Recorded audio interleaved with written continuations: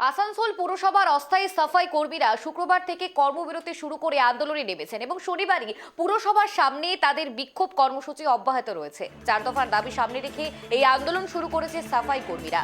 দাবিগুলির মধ্যে রয়েছে বেতন বৃদ্ধি, প্রভিডেন্ট ফান্ড, ইএসআই সুবিধা চালু করা, একাধিক দীর্ঘদিনের বকেয়া দাবি। এই মুহূর্তে আরো বিস্তারিত জানবো, আমাদের সঙ্গে টেলিফোনে রয়েছে আমাদের প্রতিনিধি শ্যাম। কি জানা যাচ্ছে? শহর জুড়ে আবর্জনা স্তূপ রয়েছে, তার পাশাপাশি এই 4 দফার দাবিতে কর্মীদের বিক্ষোভ। এই 4 দফার দাবি মূলত কি কি? সব বিষয়টা হচ্ছে যখন ভোট আসে তখনই এইরকম ওরা বিক্ষোভ করে। মূলত বিক্ষোভ হয়, এদের আশ্বাসে দেওয়া হয় যে 4 দফা দাবি রয়েছে, বেতন বৃদ্ধি দাবি, পিএফ যে টাকা পড়েছে সেই টাকা এদের খাতায় আসেনি। তারপরে এএসআই যে কার্ড করে দেওয়া কথা বলেছিল, এখন এএসআই কার্ড করে দেওয়া হয়নি। তারপরে বিষয়টা আরেকটা বিষয় হচ্ছে যে এদেরকে একটি বলেছিল যে প্রতি বছর কিছু না কিছু পেমেন্ট বাড়বে, পেমেন্ট মানে মাসিক কিছু বেতনের সঙ্গে একটু কিছু যুক্ত হবে, কিন্তু সেটাও দেখা যাচ্ছে কিছু হয়নি। মূলত আরেকটা বিষয় যে এদের একটি কার্ড যে রয়েছে সেই কার্ডটি মূলত পার্মানেন্ট করা হবে, কিন্তু ওই কার্ডটি ফিক্সড পার্মানেন্ট কিছু করা হচ্ছে না, কার্ডটি সেই রিনিউয়াল করা হচ্ছে না।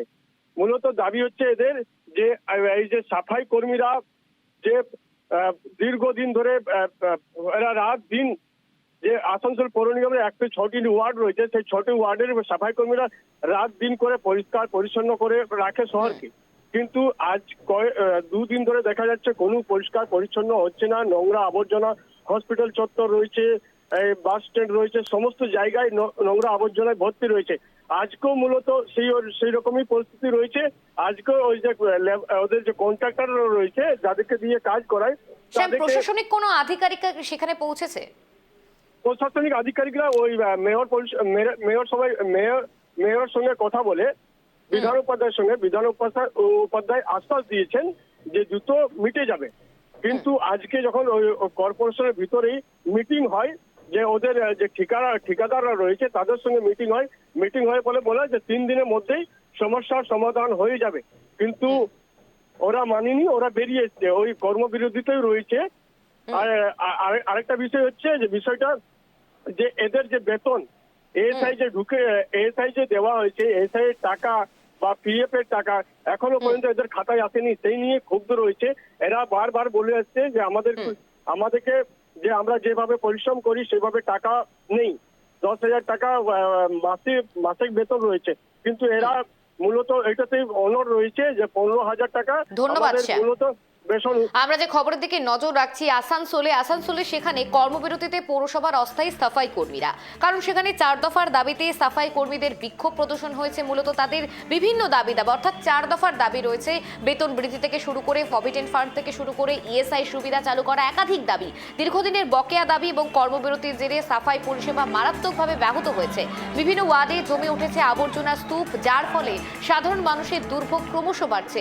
আন্দোলনরত কর্মীদের দাবি, দ্রুত তাদের সমস্যার সমাধান না হলে আন্দোলন আরো তীব্র হবে। অন্যদিকে পরিস্থিতি নিয়ন্ত্রণে আনতে পুরসভা প্রশাসনের তরফে কি পদক্ষেপ নেওয়া হয় সেদিকেই তাকিয়ে রয়েছে শহরবাসী।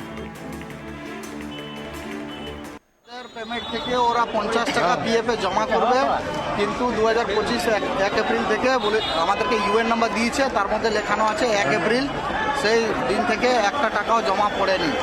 আপনারা তখন কিভাবে জানতে পারেন? আমরা জানতে পেলাম, আমরা অফিসে এসে জানিয়েছি আমাদের যে মেয়র সাহেবকে। তো আমাদের যে বড়বাবু ওনাকে ডেকেছিলেন, উনি বললেন যে আপনার একবার দুর্গাপুরে গিয়ে খোঁজ নেন।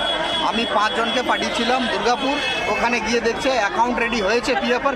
আজ 2 দিন ধরে আসানসোল কর্পোরেশনে বিভিন্ন দাবি দাওয়া নিয়ে যে সাফাই কর্মীরা আন্দোলনে বসেছে, তো আসানসোল কর্পোরেশন কি করছে? হাসপাতালের সামনে এত নোংরা আবর্জনা জমে রয়েছে, রুগীরা কিভাবে যাতায়াত করবে? স্কুলের সামনে এত আবর্জনা জমে রয়েছে, বাচ্চারা কিভাবে স্কুল যাতায়াত করবে? এবং মাধ্যমিক পরীক্ষা সামনে আসছে, সেই বাচ্চারা কিভাবে যাতায়াত করবে? রাস্তাঘাটে চলাফেরা করা যাচ্ছে না।